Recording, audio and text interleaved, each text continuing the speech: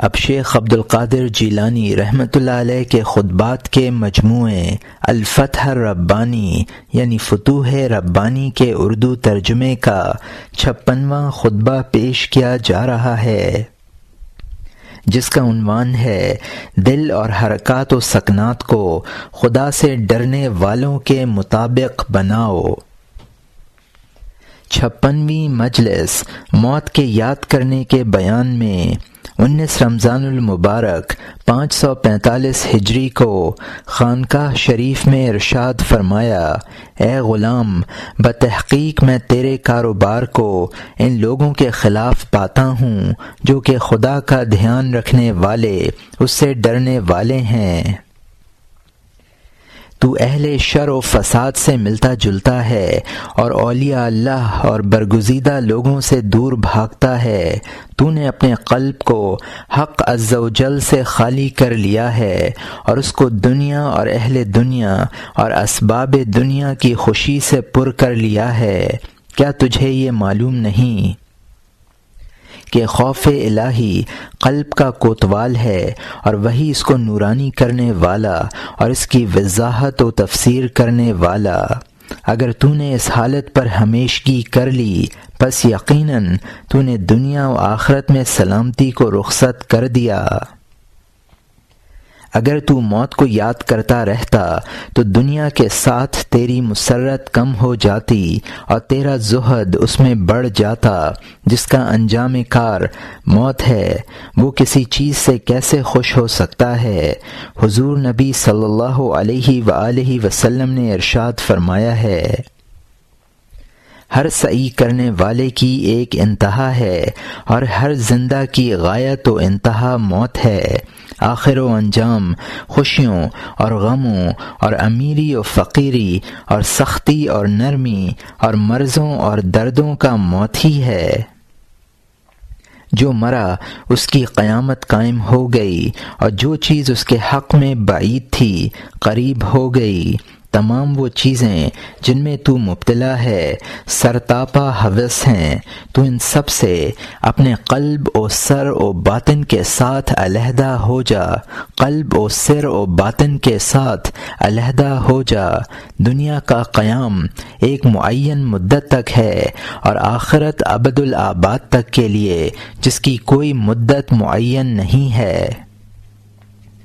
تو اس کی کوشش کر کہ تو سراپا طاعت بن جائے، بس تو ایسا کر لے گا تو پورے طور سے رب عز و جل کا بن جائے گا۔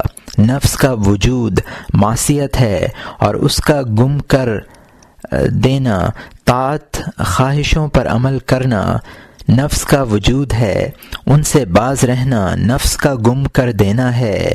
تو خواہشات نفسانیہ سے باز رہ اور بغیر موافقت اور تقدیر الہی کے خواہشات کو حاصل ہی نہ کر۔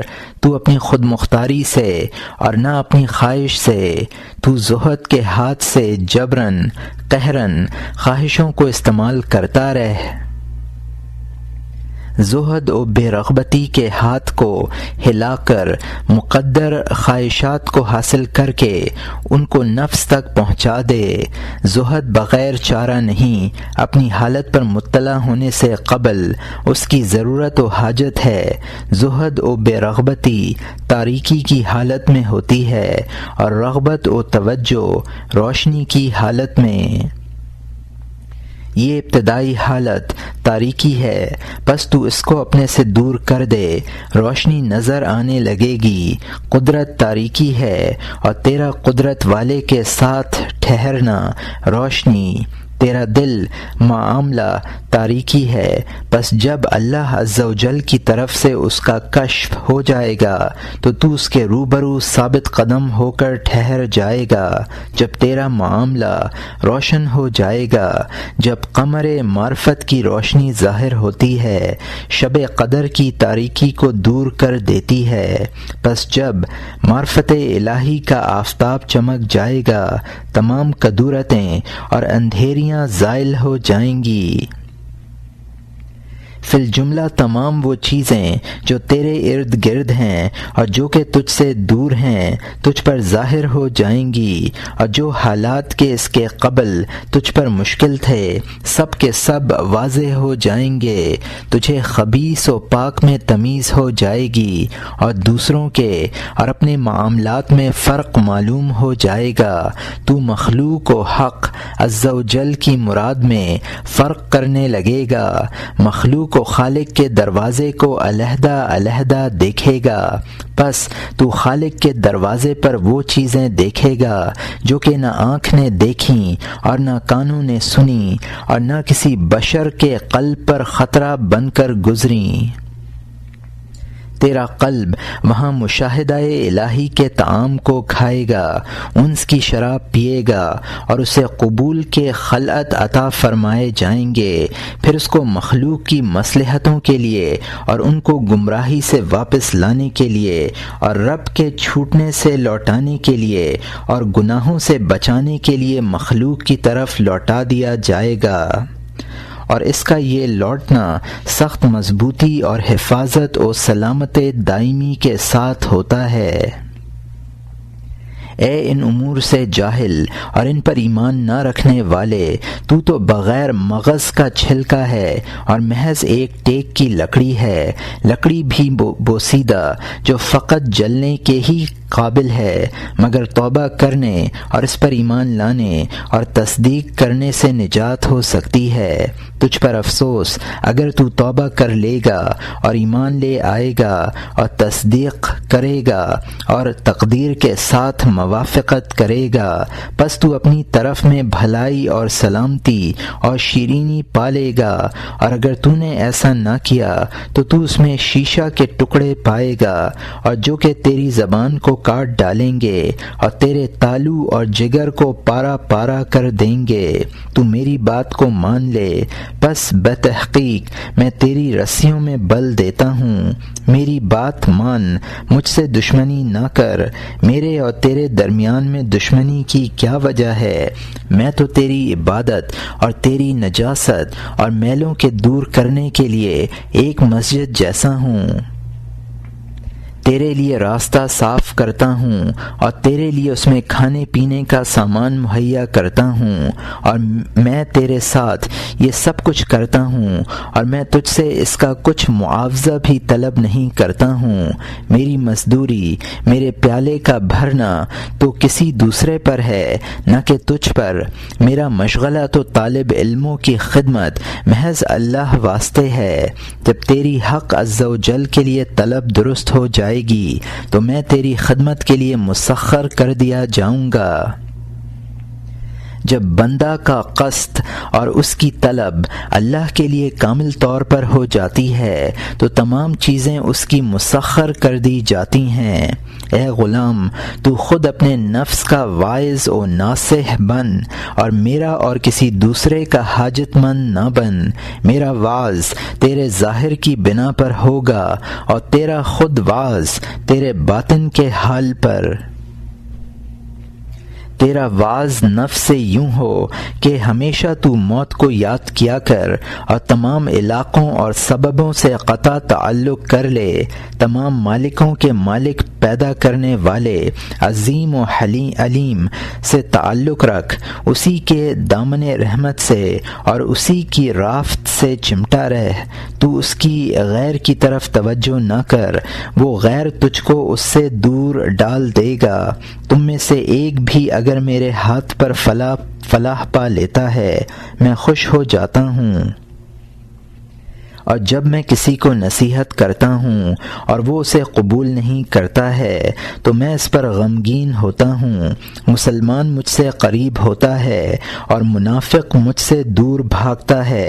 اے منافقو، میں تو اللہ عز و جل سے اس کے غضب میں موافقت کرنے والا ہوں، اس نے مجھے تمہارے اوپر بھڑکتی ہوئی آگ بنا دیا ہے، بس اگر تم توبہ کرو گے اور جو کچھ میں کہوں اسے قبول کرو گے اور میری سخت کلامی پر صبر کر لو گے تو میں تمہارے اوپر سلامتی کے ساتھ ٹھنڈا بن جاؤں گا۔ تم پر افسوس ہے، تمہیں شرم نہیں آتی، تمہاری اطاعت و تابع داری ظاہر میں ہے اور تمہارے گناہ باطن میں۔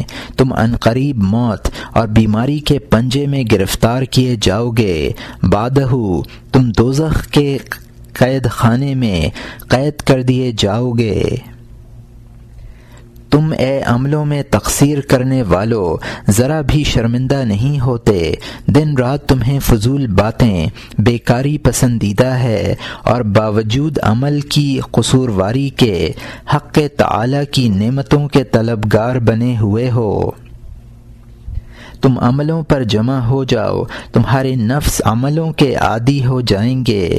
ابتداً ہر کام میں داخل ہونے والے کے لیے دہشت ہوتی ہے، آخر میں تم صاف و خالص ہو جاؤ گے اور تمام کدورتیں تمہاری زائل ہو جائیں گی، اور جب تم آؤ گے تو اس کے لیے ابتدا و انتہا دونوں کی ضرورت ہے۔ معرفت الہی کے میدان میں آؤ، مقرب بن جاؤ گے۔ اے اپنے سردار کی خدمت سے بھاگنے والو، اے اصفیاء و انبیاء اور رسولوں اور صالحوں کی رائے سے بوجہ اپنی راہوں کے بے پرواہ ہونے والو، اے خالق کو چھوڑ کر مخلوق پر بھروسہ کرنے والو، کیا تم نے یہ نہیں سنا کہ تحقیق نبی صلی اللہ علیہ وسلم نے فرمایا ہے، جس میں کسی کا بھروسہ اپنے جیسے مخلوق پر ہو وہ ملعون ہے، ملعون ہے۔ تو نہ دنیا کو طلب کر اور دنیا میں سے کسی چیز کے واسطے غصہ کر، کیونکہ یہ تیرے قلب کو ویسے ہی خراب کر دے گا جیسے کہ سرکہ شہد کو خراب کر دیتا ہے۔ تجھ پر افسوس ہے کہ تو نے دنیا کی محبت اور غرور دونوں کو جمع کر لیا ہے۔ یہ دونوں خصلتیں ایسی ہیں کہ اگر اس خصلت والے نے توبہ نہ کی تو نجات نہیں ملے گی۔ تو عاقل بن، تو ہے کون اور کیا چیز ہے اور کس چیز سے تو پیدا کیا گیا ہے۔ سوچ، تو غرور نہ کر، غرور تو وہی کرتا ہے جو کہ اللہ و رسول اور اللہ کے نیک بندوں سے جاہل ہوتا ہے۔ اے کم عقل، تو غرور سے بلندی کا خواہش مند ہے، معاملہ کو برعکس کر، تو بلندی پائے گا۔ بتحقیق نبی صلی اللہ علیہ وآلہ وسلم نے ارشاد فرمایا ہے، جو کوئی اللہ کے لیے تواضع کرتا ہے اسے بلند کر دیتا ہے، اور جو کوئی غرور کرتا ہے اسے پست کر دیتا ہے۔ جس نے آخرت کو پسند کیا وہ پہلی جماعت میں ہوا، اور جس نے تھوڑے کو پسند کیا اس کو بہت کچھ ملا۔ جس نے ذلت پر رضامندی لی اس کو عزت حاصل ہوئی۔ تو کم تر درجے کو پسند کر لے، معاملہ تیرے حق میں پلٹ جائے گا۔ جو تقدیر کے سامنے سر جھکا دیتا ہے اور اس پر راضی ہوتا ہے، اللہ عز و جل اس کو بلند کر دیتا ہے، جو کہ تمام چیزوں پر قدرت والا ہے۔ تواضع اور حسن ادب تجھ کو خدا سے نزدیک کر دے گا، اور غرور بے ادبی تجھے خدا سے دور کر دے گی۔ اطاعت فرما برداری تیری اصلاح کرے گی اور تجھے مقرب بنا دے گی، اور معصیت تجھے خراب کر دے گی اور قرب الہی سے دور ڈال دے گی۔ اے غلام، تو دین کو ایک انجیر کے عوض فروخت نہ کر، تو اپنے دین کو بادشاہوں، حاکموں، امیروں کے انجیر اور لقمہ حرام کے عوض فروخت نہ کر۔ جب تو دین کے عوض دنیا خرید کر کھائے گا تیرا دل سیاہ ہو جائے گا، اور تیرا دل کیسے سیاہ نہ پڑے گا، تو خلق کا پجاری ہو گیا ہے۔ اے رسوا و ذلیل، اگر تیرے دل میں نور ہوتا تو حرام و مشتبہ اور مباح میں اور اس چیز میں جو کہ تیرے دل کو سیاہ اور روشن بنانے والی اور اس کو خدا سے نزدیک و دور کرنے والی ہے، فرق و جدائی کر سکتا ہے۔ اے جاہل، میں تو سوائے کسب یا توکل علی اللہ کے دوسری چیز کو پہچانتا ہی نہیں ہوں۔ ابتدائے ایمان میں بذریعہ کسب لین دین ہوتا ہے، بعدہ ایمان کے مضبوط ہو جانے کے وقت اللہ تعالی سے ان واسطوں کے اٹھ جانے کے جو کہ تیرے اور اس کے درمیان میں حائل ہیں۔ جب قلب مضبوط ہو جاتا ہے تو وہ مخلوق کے ہاتھ پر خدا سے بحکم خداوندی لیا کرتا ہے۔ اور میرے قول ارتفاع الوسط کے معنی یہ ہیں کہ دل کا ٹھہراؤ او سائت و شرک کی معیت میں نہ رہے، دل کا ٹھہراؤ وسائط و شرک کی معیت میں نہ رہے، اللہ عز و جل کے حکم کو بجا لائے، پس اللہ کے بندوں سے لین دین کرے اور ان کی تعریف و برائی اور قبول و رد سب سے بہرا بن جائے، اگر وہ دیں تو بھی ان میں سے اس کو فعل الہی سمجھے۔ اولیاء اللہ تو غیر اللہ سے گونگے بہرے ہیں، ان کے نزدیک تو صرف اللہ ہی مخلوق کا مددگار اور رسوا کرنے والا ہے، دینے والا، نقصان پہنچانے والا اور نفع دینے والا ہے۔ ان کے پاس تو بلا چھلکے کا مغز اور بغیر قدورت کے صفائی پر صفائی، پاکیزگی پر پاکیزگی ہے۔ بس یہی بات ہے جو کہ تمام مخلوق کو ان کے قلوب سے نکال باہر کر دیتی ہے۔ ان کے قلبوں میں سوائے حق عز و جل کوئی باقی ہی نہیں رہتا، ان کے قلبوں میں صرف خدا ہی کا ذکر خفی باقی رہتا ہے، نہ کہ غیر اللہ کا۔ اے اللہ، تو ہم کو اپنی معرفت عطا فرما، تجھ پر افسوس تو یہ گمان کرتا ہے کہ اپنی کھوٹ کے چلانے پر تو میرے اوپر قادر ہے۔ اگر شریعت کا حکم نہ ہوتا تو اے منافق میں تیری طرف اترتا اور تجھے رسوا کر دیتا۔ تو میرے ساتھ الجھ کر اپنے سر کو خطرے میں نہ ڈال، کیونکہ میں اللہ عز و جل اور اس کے نیک بندوں کے سوا کسی سے شرم و حیا نہیں کرتا ہوں۔ بندہ مخصوص جب خدا کو پہچان لیتا ہے تو تمام مخلوق اس کے قلب سے گر جاتی ہے اور سب اس سے ایسے جھڑ جاتے ہیں جیسے کہ خشک پتا درخت سے موسم خزاں میں، پس وہ تنہا بغیر مخلوق کے رہ جاتا ہے، اور وہ ان کے دیکھنے سے نابینا اور ان کی بات سننے سے اپنے قلب و باطن کے اعتبار سے بہرا ہو جاتا ہے۔